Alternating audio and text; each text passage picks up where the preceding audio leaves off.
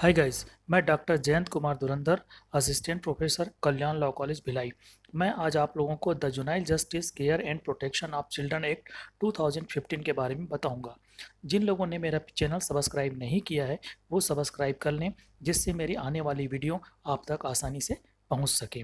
तो हम लोग इसमें किशोर न्याय बालकों की देखरेख और संरक्षण अधिनियम 2015 का प्रस्तावना चालू करते हैं।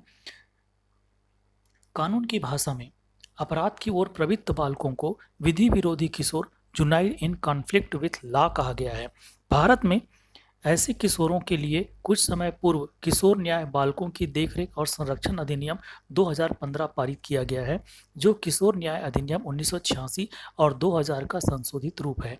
सन 2015 के इस नए अधिनियम का प्रमुख उद्देश्य विधि विरोधी किशोरों की देखभाल और संरक्षण की व्यवस्था एवं उनके सर्वोत्तम हित में अधिनियम के तहत स्थापित विभिन्न संस्थानों के माध्यम से उनके पुनर्वास की व्यवस्था सुनिश्चित करना है।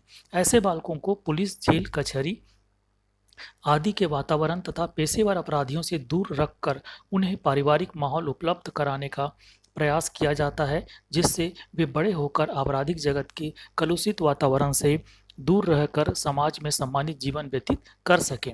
दूसरा पॉइंट है बाल अपचारिता का अर्थ एवं परिभाषा। Meaning and definition of juvenile delinquency. शब्द की उत्पत्ति की दृष्टि से अपचारिता, जिसे अंग्रेजी भाषा में डेलिक्वेंसी कहा गया है, लैटिन शब्द डेलिंक्वियर से लिया गया है, जिसका अर्थ है विलोप करना। रोमन काल में इस शब्द का प्रयोग ऐसे व्यक्तियों के प्रति किया जाता था जो सौंपा गया कार्य या कर्तव्य करने में असफल रहते थे। विलियम कॉक्सन ऐसे प्रथम व्यक्ति थे जिन्होंने सन 1484 में डेलिंक्वेंट शब्द का प्रयोग उन लोगों के लिए किया जो किसी परंपरागत अपराध के दोषी पाए जाते थे।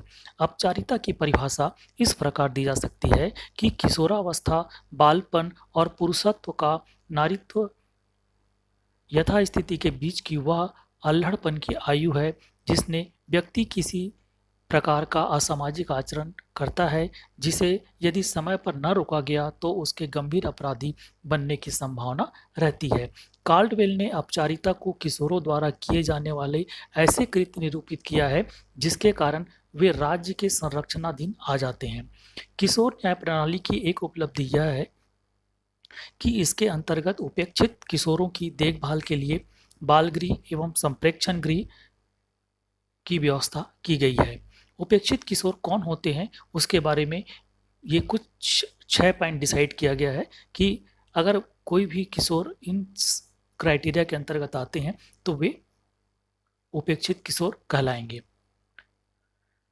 पहली बात, जो असुरक्षित हो तथा भीख मांगते हुए पाया जाता है, या दूसरा, जिसका कोई घर या निश्चित निवास स्थान और जीवन निर्वाह के दृश्यमान साधन नहीं है और जो निराश्रित हैं, या तीसरा, जिसके माता पिता या संरक्षक किशोर पर नियंत्रण रखने के लिए अयोग्य या असमर्थ है, या चौथा, जो किसी वेश्या या किसी ऐसे अन्य व्यक्ति का संग करता है जो अनैतिक, मत्त या दुराचारी जीवन व्यतीत करता है, पांचवा, जिसका अनैतिक या वैध प्रयोजनों या लोकात्मक विरुद्ध लाभ के लिए दुरुपयोग या शोषण किया जा रहा है या किए जाने की संभावना है, छठवीं बात, जो किसी सशस्त्र संघर्ष, सामूहिक उत्तेजना या प्राकृतिक आपदा से पीड़ित है। तो इस तरीके से ये जो 6 क्राइटेरिया के अंतर्गत आते हैं वो उपेक्षित किशोर जुनाइल कहलाते हैं। तीसरा जो है किशोर अपचारिता के प्रमुख कारण, मेन कॉजेज ऑफ जुनाइल डेलिक्वेंसी। किशोर आयु के बालक बालिकाओं में अपचारिता की प्रवृत्ति का विश्लेषण करते हुए एडोल्फ क्विटलेट ने कहा है, किशोरावस्था में शारीरिक बल और जोश अपनी चरम सीमा पर होते हैं, लेकिन विवेक उनके संयुक्त प्रभाव पर नियंत्रण रखने के लिए परिपक्व नहीं होता है। परिणामतः अपराध करने की प्रवृत्ति सबसे बलवती होती है। सर लियोन रेडिविज ने भी यह स्वीकार किया है कि किशोरों में निर्भीकता, दूरदर्शिता की कमी, असीम जोश, शारीरिक बल, विलक्षण सहनशक्ति तथा साहसिक प्रवृत्ति उन्हें हिंसात्मक गतिविधियों की ओर आकर्षित करती है और उचित नियंत्रण के अभाव में वे आपराधिकता की ओर प्रवृत्त हो जाते हैं। उपयुक्त शारीरिक एवं जैविक कारणों के अलावा ऐसे अनेक अन्य कारक भी हैं जो किशोरों को आपराधिकता की ओर आकर्षित करते हैं। इनमें जनसंख्या में वृद्धि, राजनीतिक भ्रष्टाचार एवं आपराधीकरण, सामाजिक मूल्यों में गिरावट, आर्थिक तंगी, दोषपूर्ण शिक्षा प्रणाली, द्रुत गति से हो रहे सांस्कृतिक बदलाव, पाश्चात्य सभ्यता की ओर आकर्षण, नैतिक पतन आदि कुछ ऐसे कारण हैं जो बाल एवं किशोर अपचारिता को निरंतर बढ़ावा दे रहे हैं। किशोर अपचारिता के कारण सामान्यतः बाल अपराधों के निम्नलिखित कारण होते हैं। सबसे पहला, औद्योगिकरण। भारत में औद्योगिक एवं आर्थिक विकास के परिणाम स्वरूप गांव और कस्बों का बड़ी तेज गति से शहरीकरण होता जा रहा है, जिसके कारण पारिवारिक विघटन, आवास, झुग्गी झोपड़ियों, भीड़ भड़क्का आदि की अनेक समस्याएं उत्पन्न हुई हैं। शहरों का जीवन अपेक्षाकृत महंगा और खर्चीला होने के कारण परिवार की आर्थिक सहायता हेतु परिवार की महिलाओं को घर से बाहर निकलकर नौकरी या काम पर जाना एक आम बात हो गई है। इसके फलस्वरूप बच्चों पर परिवार का नियंत्रण ढीला पड़ता जा रहा है। दूसरी बात, मीडिया। कुछ अपराध शास्त्रियों ने प्रसार माध्यम, सिनेमा, दूरदर्शन आदि को भी बाल अपचारिता का कारण मानते हुए कहा है कि किशोर एवं बालकों के कोमल मन तथा मस्तिष्क पर इन माध्यमों द्वारा दर्शाए जाने वाले छायाचित्रों, अश्लील या विभत्स दृश्यों का कुप्रभाव पड़ता है और वे उन्हें अपने वास्तविक जीवन में अनुसरण करने की प्रवृत्ति रखते हैं और अपराधी बना देते हैं। इसी प्रकार अश्लील साहित्य का भी उन पर बुरा प्रभाव पड़ता है। तीसरी बात, पारिवारिक विघटन। औद्योगिकरण तथा शहरीकरण के कारण संयुक्त परिवारों का तेजी से भी विघटन हुआ है तथा उद्योग, नौकरी या धंधे के निमित्त परिवार के सदस्य इधर उधर बिखर गए हैं, जिससे वे अपने बच्चों पर उचित ध्यान देने के लिए समय नहीं निकाल पाते हैं, जिसके कारण बच्चे स्वयं को उपेक्षित महसूस करते हैं तथा माता पिता के वांछित प्रेम और संरक्षण के अभाव में अपचारिता की ओर प्रवृत्त होने लगते हैं। चौथी बात, वैवाहिक संबंधों में शिथिलता। वर्तमान समय में तलाक और वैवाहिक झगड़ों की संख्या में अत्यधिक वृद्धि हुई है, जिसके कारण पारिवारिक समेकता छिन्न भिन्न सी हो गई है। महिलाओं में पुरुषों के साथ समानता की भावना प्रबल हो जाने के कारण परिवार पर से कर्ता पुरुष का नियंत्रण समाप्त हो गया है। माता पिता का अपने बच्चों के साथ भेदभावपूर्ण व्यवहार का उनकी मानसिकता पर गहरा प्रभाव पड़ता है और वे स्वयं को उपेक्षित समझने लगते हैं। पांचवा जो है, फैशन परस्ती। आजकल युवाओं में फैशन के पीछे भागने की होड़ सी लगी हुई है। भारतीय युवा वर्ग पर पाश्चात्य सभ्यता का इतना गहरा प्रभाव पड़ा है कि वे अपनी मूल भारतीय सभ्यता एवं संस्कृति को भुलाते जा रहे हैं। आज के युवाओं का खाने पीने, उठने बैठने, पहनने ओढ़ने तथा बनने संवरने आदि का ढंग इतना अधिक बदल चुका है कि सांस्कृतिक टकराव की स्थिति उत्पन्न हो गई है और बच्चों को यह तय कर पाना कठिन हो गया है कि कौन सा आचरण उचित है और कौन सा अनुचित है। छठवां कारण है जैविक तथा शारीरिक कारण। किशोरों में औपचारिक आचरण का एक अन्य कारण समय से पहले उनकी शारीरिक परिपक्वता या बुद्धि का मंद गति से विकास भी हो सकता है। आजकल लड़कियों में कौमार्यावस्था का आगमन पहले से औसतन 3 या 4 वर्ष पूर्व हो जाता है। लगभग 12 या 13 वर्ष की आयु से ही बालकों में कौमार्यावस्था के जैविक लक्षण दृष्टिगोचर होने लगते हैं, जबकि मानसिक दृष्टि में इन परिवर्तनों को ठीक से समझने की क्षमता नहीं होती है, जिससे वह बिना सोचे समझे क्षणिक सुख के लिए लैंगिकता की शिकार हो जाती हैं, जिनके गंभीर परिणामों के बारे में उन्हें कल्पना भी नहीं रहती है। यह आवश्यक है कि समय रहते ही माता पिता, विशेषकर माताएं, अपनी पुत्रियों को अवैध लैंगिकता के दुष्परिणामों से भली भांति अवगत करा दें ताकि वे सचेत रहें। सातवां जो है, दिनहीन निराश्रय अभिव्यक्त बच्चों का प्रशासन। लावारिस तथा माता पिता द्वारा उपेक्षित और त्यागी गए बच्चे प्रायः गंदी बस्तियों में रहने लगते हैं, जहां वे असामाजिक तत्वों की कुसंगति में पड़कर अपचारिता में पड़ जाते हैं। इन झुग्गी झोपड़ियों में दरिद्रता के कारण वेश्या व्यवसाय, तस्करी, जुआखोरी, मदिरा तथा नशीले पदार्थों का अवैध व्यापार आदि धड़ल्ले से चलता रहता है। निराश्रित और उपेक्षित बालकों को धन का प्रलोभन देकर इन अवैध कामों में लगाया जाता है और इस प्रकार भी औपचारिता की गतिविधियों में लिप्त हो जाते हैं। आठवीं बात है निर्धनता। इसमें संदेह नहीं कि निर्धनता औपचारिता का एक संभाव्य कारण है। माता पिता या परिवारजनों की गरीबी तथा निर्धनता के कारण बच्चे अपने पेट की भूख शांत करने के लिए अवैध गतिविधियों की ओर आकृष्ट होते हैं, जो उन्हें अपचारी बना देती है। यह भी देखा गया है कि कभी कभी माता पिता स्वयं ही बच्चों को स्वार्थवश अपराध का प्रोत्साहन देते हैं। नौवीं बात है अशिक्षा, अज्ञान तथा बाल श्रम आदि। उपयुक्त कारणों के अलावा अशिक्षा, अज्ञान तथा बाल श्रम आदि के कारण भी किशोर वयस्कों में औपचारिकता की प्रवृत्ति बढ़ती जा रही है। होटलों, दुकानों या कारखानों में काम करने वाले बाल श्रमिक अपनी अल्प आयु तथा अज्ञानता के कारण यह नहीं समझ पाते कि वह अपनी कमाई का पैसा कहाँ खर्च करें, अतः वे इसका दुरुपयोग करते हैं और बुरी आदतों में पड़कर अपचारी बन जाते हैं। चौथा पॉइंट है अपचारी किशोरों का उपचार एवं सुधारक संस्थाएं। किशोर अपचारियों की आपराधिक प्रवृत्ति को नियंत्रित करके उनमें सुधार परिलक्षित करना किशोर न्याय पद्धति का मुख्य उद्देश्य है। इसके लिए अनेक सुधार सेवी संस्थाएं कार्यरत हैं। किशोर न्याय अधिनियम 2015 के अंतर्गत अपचारी किशोरों के लिए संप्रेषण गृह, observation homes, juvenile homes, shelter homes, special homes, certified schools तथा बोस्टल इंस्टीट्यूशन आदि की स्थापित की गई है, ताकि एक विशिष्ट आयु सीमा के किशोरों को कारागार के दूषित वातावरण तथा प्रौढ़ अपराधियों की संगति से दूर रखा जा सके। यह विभिन्न संस्थाएं जो हैं वो निम्न प्रकार हैं। सबसे पहला संप्रेषण गृह, ऑब्जर्वेशन होम्स। अधिनियम की धारा 8 के अंतर्गत विचाराधीन अपचारी किशोरों को विचारण के दौरान कुछ समय के लिए अभिरक्षा में रखे जाने हेतु संप्रेषण गृह की स्थापना की गई है।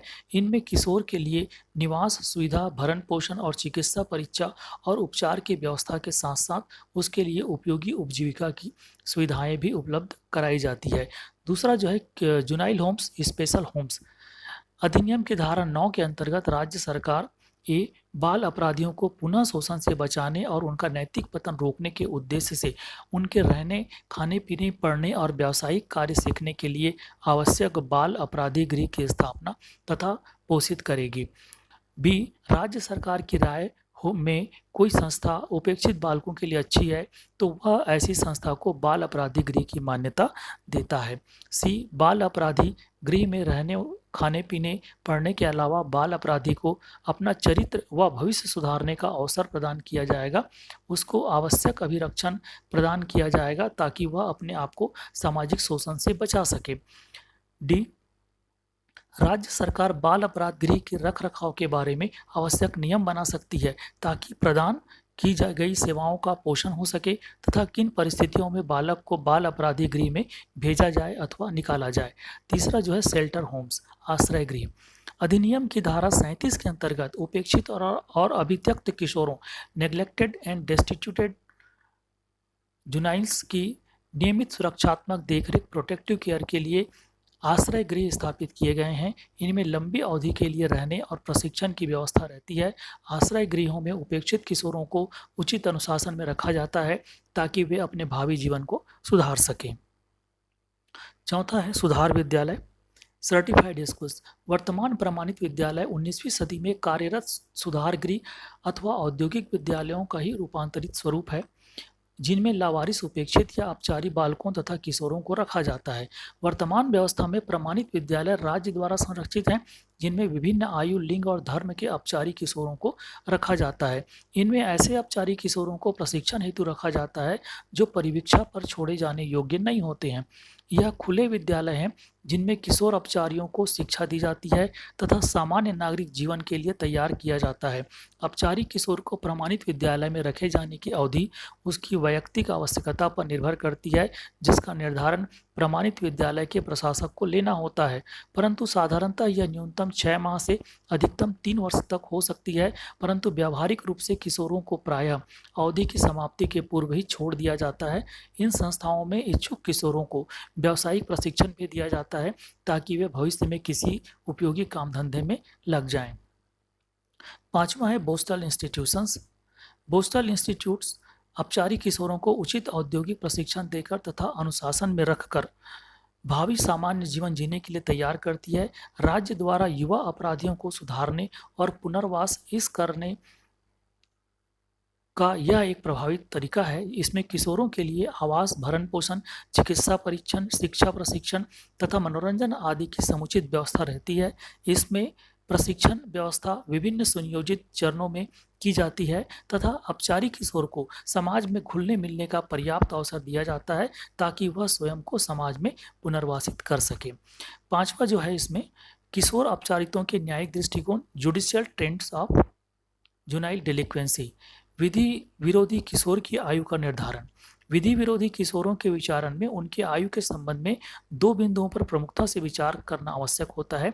सबसे पहली बात, विधि विरोधी व्यक्ति की आयु किशोर वय की कोटि में आती है अथवा नहीं, तथा दूसरी बात, किशोर माने जाने के लिए विधि विरोधी व्यक्ति की आयु निर्धारण की तिथि उसके द्वारा कारित अपराध की तिथि हो अथवा वह तिथि हो जिस दिन उसने सक्षम अधिकारी के समक्ष विचारण हेतु प्रस्तुत किया गया था। तो इसमें कुछ न्यायिक वाद हैं।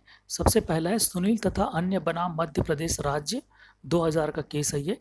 इस बाद में उच्च न्यायालय ने अभिनिर्धारित किया कि विधि विरोधी व्यक्ति किशोर आयु की कोटि में आता है अथवा नहीं, यह साबित करने का भार किशोर पर नहीं होगा, अपितु इसका निर्धारण न्यायालय की स्वप्रेरणा सो मोटो से किया जाना चाहिए। इस वाद में सत्र न्यायालय ने किशोर की जमानत की अर्जी इस आधार पर नामंजूर कर दी थी कि उसकी मेडिकल रिपोर्ट से पता चलता था कि वह किशोर आयु की कोटि में नहीं आता है। न्यायालय ने निश्चित किया कि आयु सिद्ध करने का भार विधि विरोधी किशोर पर नहीं होगा और न्यायालय को स्वयं ही स्वप्रेरणा से इसका निर्धारण करना होगा। दूसरा है कुमारी अनीता बनाम अटल बिहारी। इस वाद में मध्य प्रदेश उच्च न्यायालय ने विनिश्चय किया कि जन्म और मृत्यु रजिस्टर में दर्ज की हुई किशोर की जन्म तारीख मेडिकल प्रमाण पत्र पर अंकित की गई तारीख की अपेक्षा अधिक विश्वसनीय मानी जानी चाहिए और किशोर की निश्चित आयु का निर्धारण जन्म मृत्यु रजिस्टर पर दर्शाई गई तारीख के आधार पर ही किया जाना चाहिए। कृष्ण भगवान बनाम राज्य AIR 1989 पटना 217 के वाद में न्यायालय ने निश्चित किया कि किशोर न्याय अधिनियम 1986 की धारा 56 के प्रयोजनों के लिए किशोर माने जाने के लिए अपराधी की आयु उसके द्वारा अपराध कार्य किए जाने के तारीख को लड़का होने की दशा में 16 वर्ष तथा लड़की होने की स्थिति में 18 वर्ष से अधिक नहीं होनी चाहिए। यदि किशोर न्यायालय में विचारण के समय उसकी आयु उपयुक्त आयु से अधिक भी हो तो भी उसका मामला किशोर न्यायालय में ही निर्णीत होगा और पश्चातवर्ती कार्यवाही भी इसी अधिनियम के अंतर्गत होगी और अर्थात उसे कारावासित नहीं किया जाएगा। भोला भगत बनाम बिहार राज्य के मामले में उच्चतम न्यायालय ने अभिनिर्धारित किया कि किशोर अभियुक्त है अथवा नहीं, इसका निर्धारण अपराध कारित होने की उसकी तारीख को उसकी वास्तविक आयु क्या है इस आधार पर किया जाएगा और यह निर्णय न्यायालय को ही लेना होगा कि अभियुक्त को किशोर न्याय अधिनियम के हितकारी उपबंधों की पात्रता है अथवा नहीं। अरनित दास बनाम बिहार राज्य AIR 2000 के मामले में उच्चतम न्यायालय ने अभिनिर्धारित किया कि अभियुक्त किशोर है अथवा नहीं, इसकी निर्णायक तारीख वह नहीं है जिस दिन अपराध कारित हुआ था, अपितु वह तारीख है जिस दिन अभियुक्त को सक्षम अधिकारी के समक्ष प्रस्तुत किया गया था। गौरव जैन बनाम भारत संघ के वाद में अनुच्छेद 32 के अंतर्गत लोकहित याचिका थी जिसमें उच्चतम न्यायालय ने विनिश्चित किया कि वेश्याओं के बच्चों को वेश्यालय में उनकी माता के पास नहीं रखा जाना चाहिए तथा जहां तक संभव हो उन्हें वेश्यालय के दूषित और कलुषित वातावरण से दूर रखा जाए ताकि वेश्यावृत्ति के लिए उनका शोषण न हो सके। छठवें और लास्ट पॉइंट है उपसंहार का, कंक्लूजन का। इस प्रकार उपरोक्त बातों को देखते हुए हम ये कह सकते हैं कि जो अधिकांश जो किशोर हैं परिस्थिति व अपचारी बन जाते हैं, न कि वे स्वेच्छा से बनते हैं।